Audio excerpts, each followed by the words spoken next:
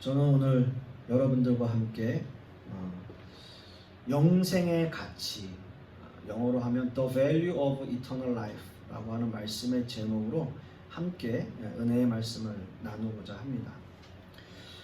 오늘 본문의 배경은 예수님께서 십자가 순환을 약 한 1년 정도 남겨놓은 6월절이 가까운 어느 시점이라고 보여집니다.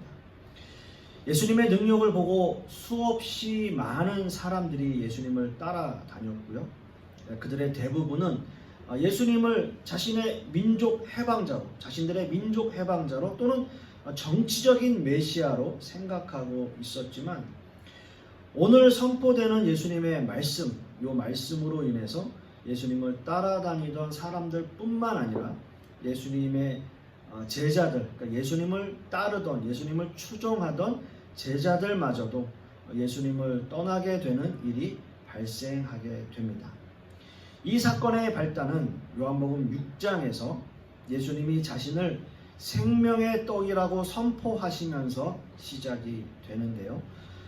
예수님 자신의 살과 피를 먹고 마시지 않고서는 영생을 얻을 수 없다라는 선포를 하시게 되는 거죠.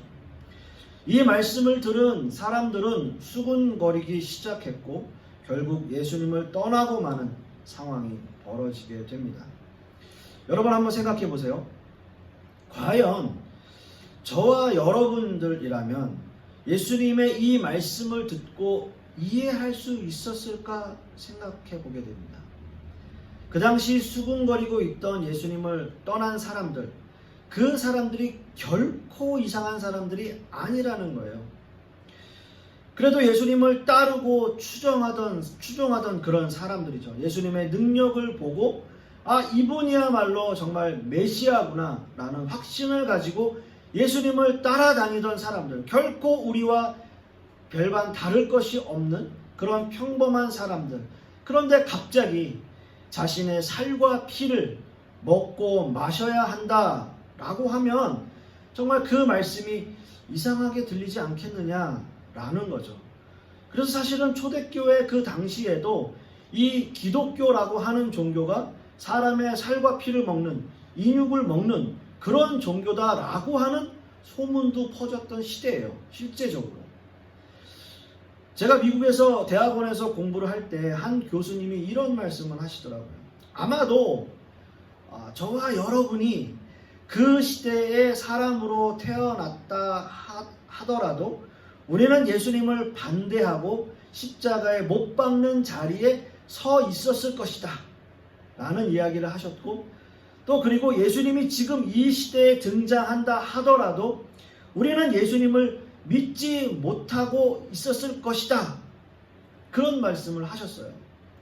그런데 그 말씀이 머리로는 부정이 되는데, 아니야, 이렇게 머리로는 부정이 되는데 가슴 한구석에는 그럴 수도 있겠다 라는 생각이 들어요. 여러분들은 어떠신지, 여러분들은 어떻게 생각되시는지, 그 교수님의 말씀을 한편으로는 인정이 되시는지 한번 생각해 보십시오. 과연 우리는 어떤 부류에 속한 사람일까요?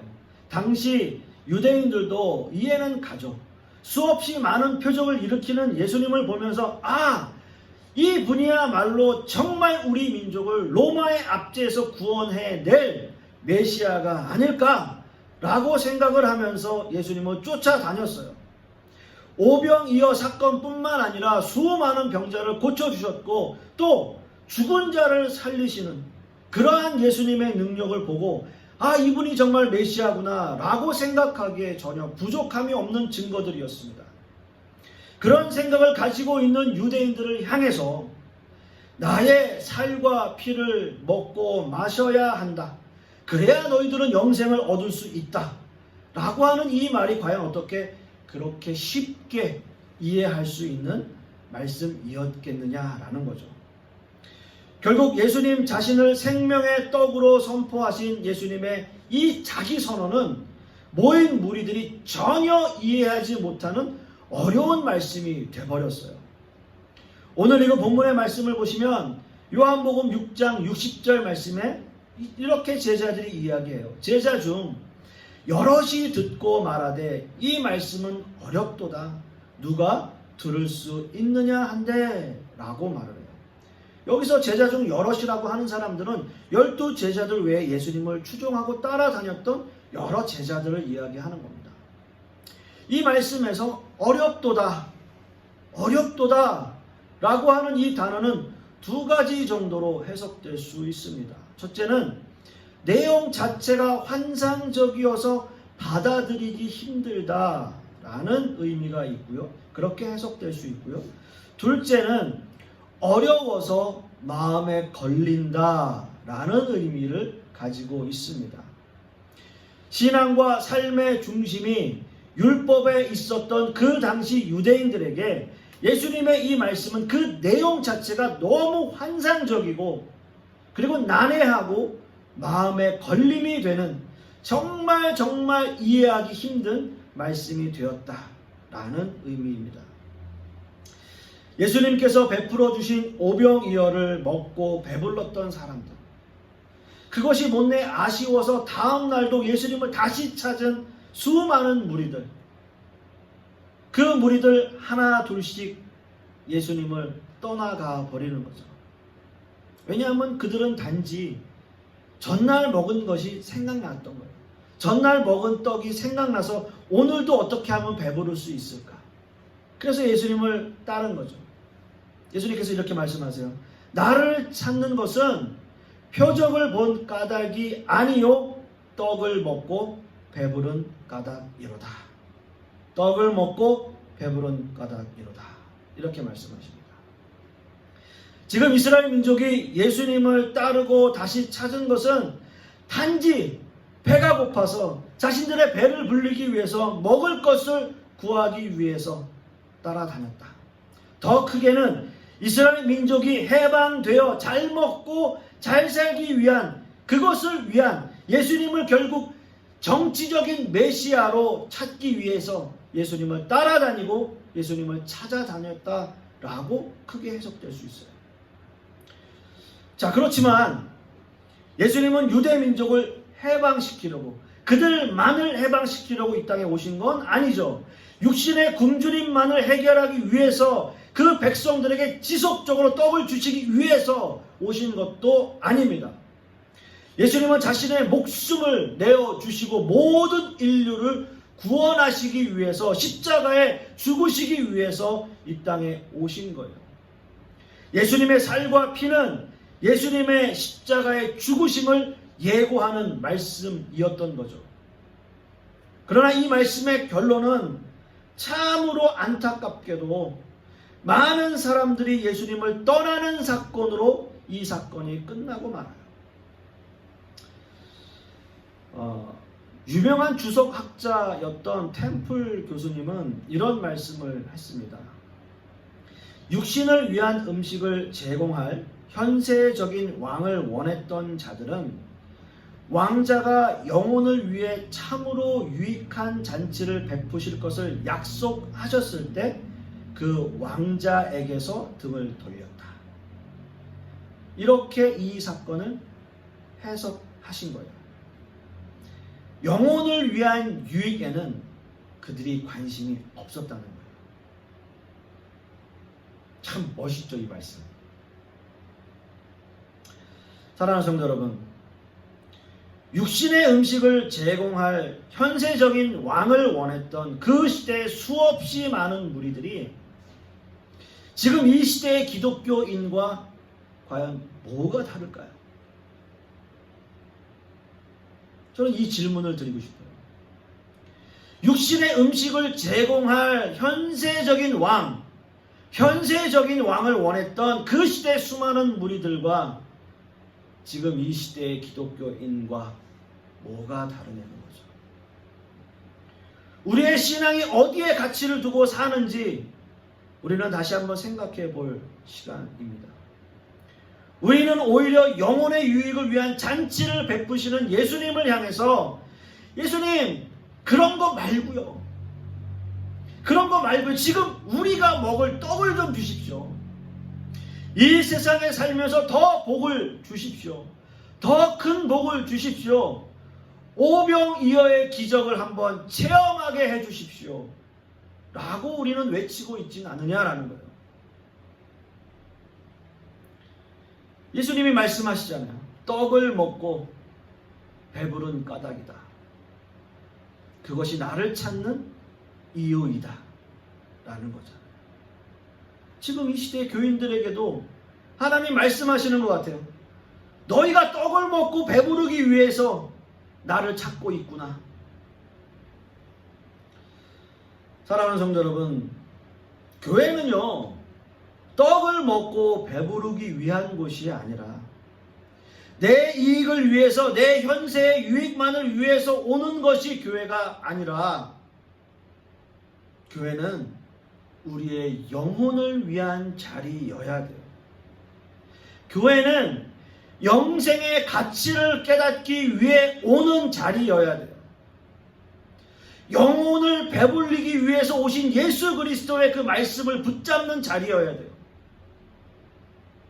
그런데 우리는 등을 돌려요.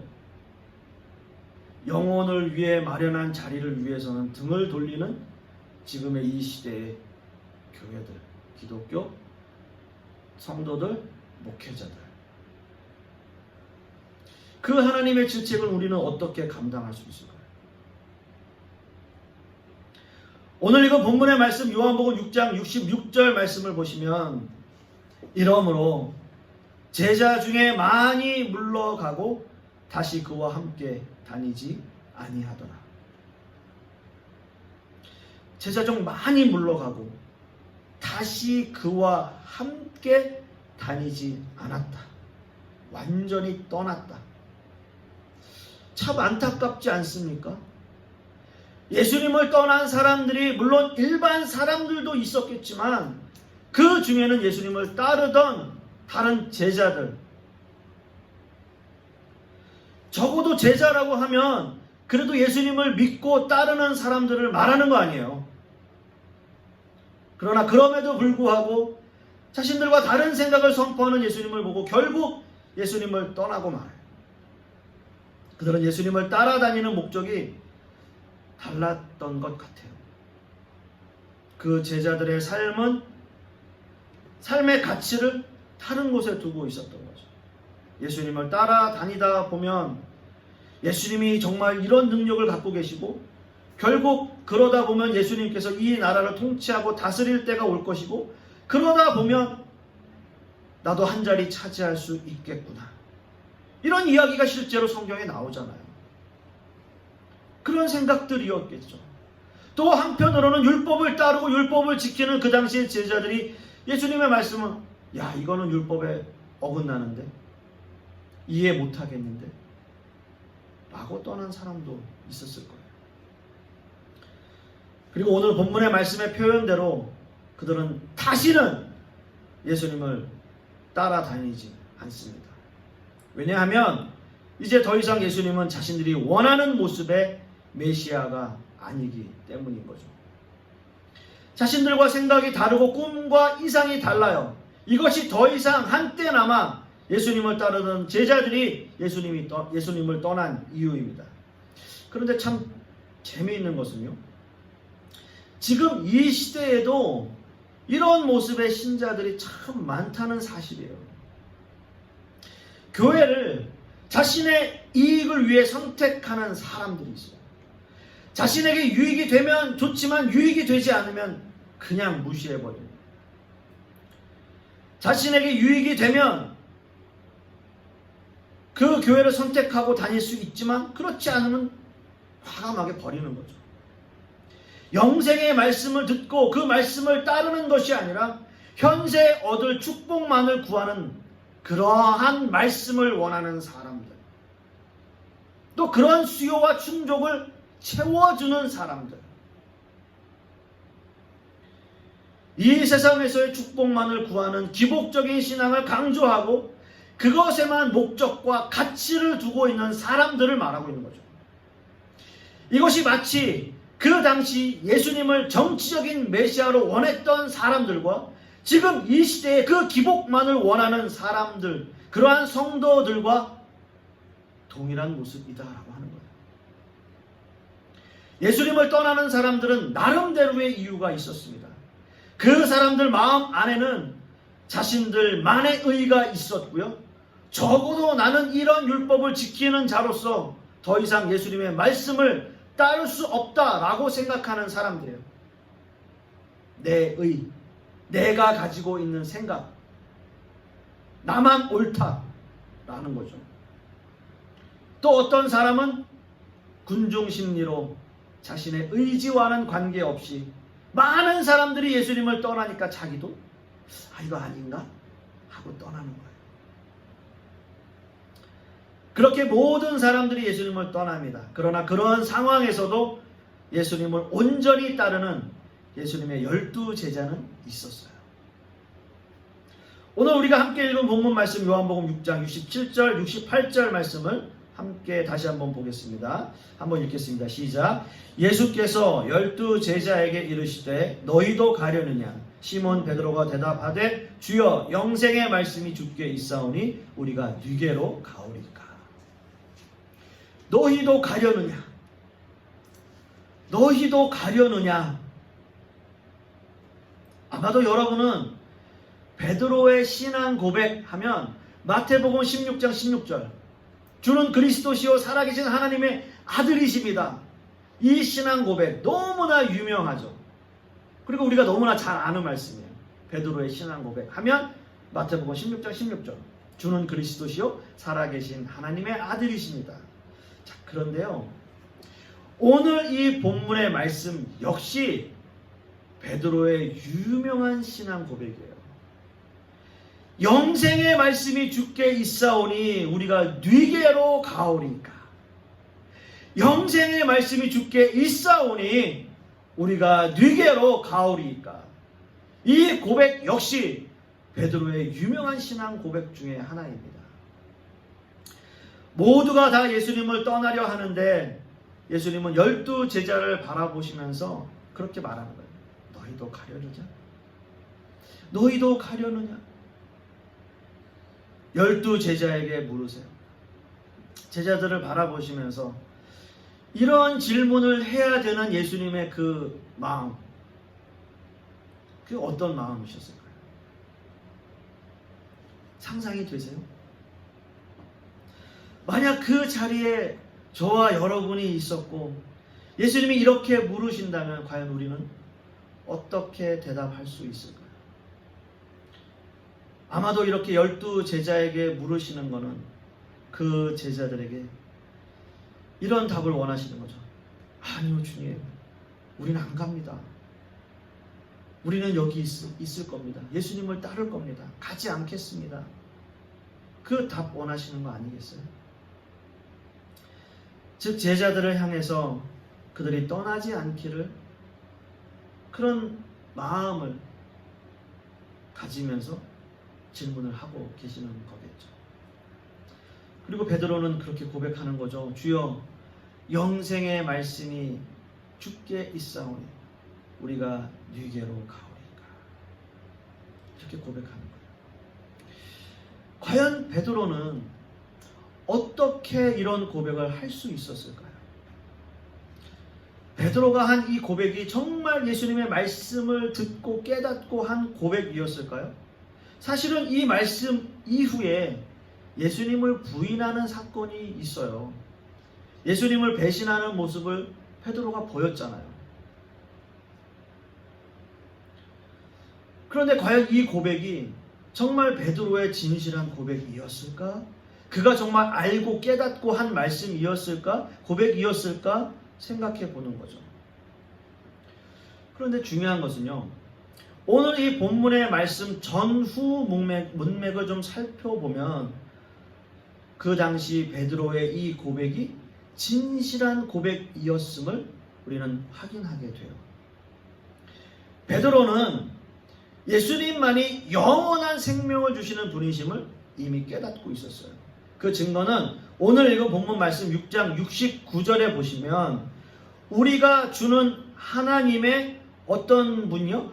거룩하신 자신 줄 믿고 알았삼나이다 라고 얘기를 해요. 거룩이라는 단어예요. 자, 이 거룩이라고 하는 단어는 베드로는 예수님을 향해서 그 당시에 하나님 외에는 절대 사용할 수 없는 신성시 되는 단어 거룩이라는 단어를 사용하고 있습니다. 이 단어의 사용은 예수님을 이 세상 사람들과는 구별하는 진정한 하나님의 아들이심을, 메시아이심을 강조하고 사용하는 단어예요.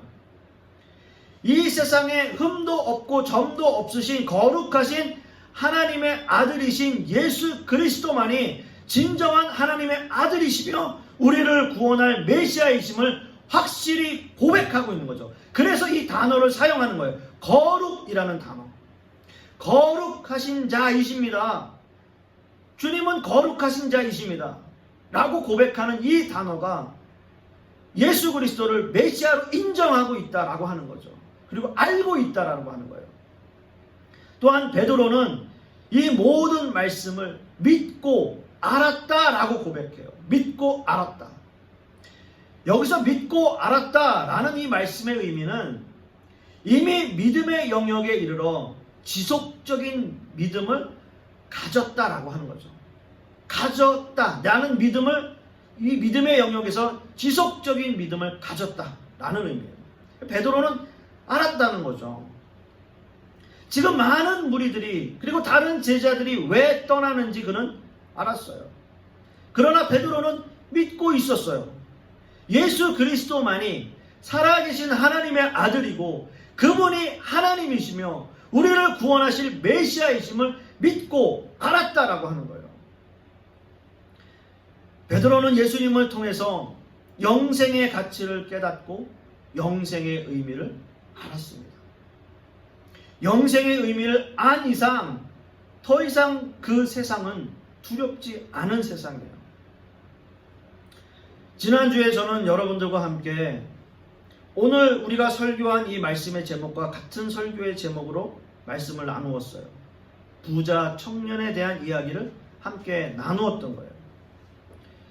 영생에 대해서 궁금해했던 부자 청년, 참으로 세상을 열심히 살았던 사람, 세상적으로는 물질적으로도 부족함이 없는, 그리고 나름 그 세상에서 성공한 청년, 신앙심도 가지고 있는, 그리고 그 신앙을 지키려고 노력하는 청년.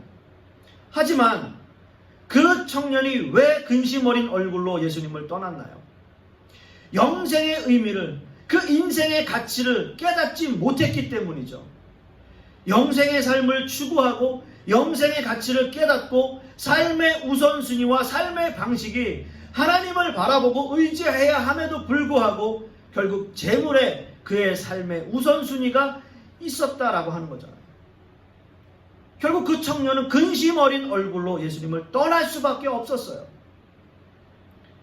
영생의 삶이, 그 영생을 주시는 분이 자신의 앞에 있었음에도 불구하고 결국 예수님을 따르지 못하는 안타까운 모습을 보였던 겁니다. 오늘 우리가 함께 읽은 본문에 등장하는 많은 사람들 역시 마찬가지 아니겠습니까? 영생의 말씀을 선포하시는 예수님을 보면서 그들은 떠나요. 그들 안에 하나님이 함께 하시지 않았고 그들의 마음이 세상의 삶의 가치를 두고 있었을 때 그 사람들에게는 예수님의 말씀이 영생의 말씀으로 들리지 않았다라고 하는 거예요. 도저히 자신들이 이해할 수 없는 말씀이 되었던 거죠. 예수님의 말씀을 듣고 따르는 일은 결코 쉬운 일이 아닙니다. 결코 쉬운 일이 아니에요. 예수님의 제자들 역시도 율법을 알고 있었던 사람들이었고 예수님의 말씀이 무엇을 의미하는지도 모를 리가 없었을 텐데 이 말씀이 신성모독이고 율법을 거스르는 그 당시에 차명에 처할 수 있는 말씀이었음에도 불구하고 베드로는 거룩이라는 단어를 예수님께 사용하는 거예요.